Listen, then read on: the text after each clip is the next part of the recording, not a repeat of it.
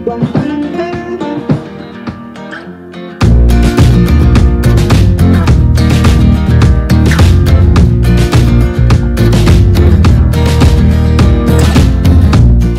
is Dr. Aldrin Tenerife Sacristan, and I am inviting you to join me in Kuya Prof TV to learn something cool, useful, and a life-changing tool.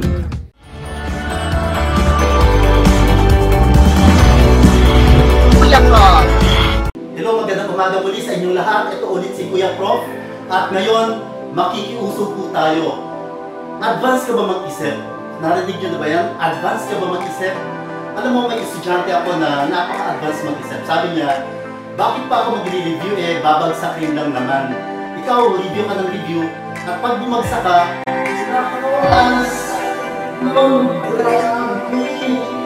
binuhin mo, review ka ng review, magdamag, nag-aaral ka, pagkatapos bumagsak ka, naku talaga namang lalagapa ka ng napakasakit.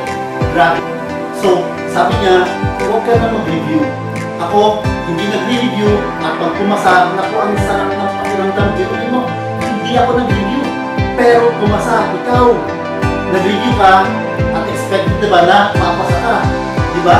So, huwag ka na mag-review, mag-enjoy ka lang tayo. Come on, samahan mo ko, mag-enjoy tayo.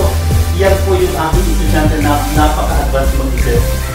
Pero alam nyo, may punto naman siya.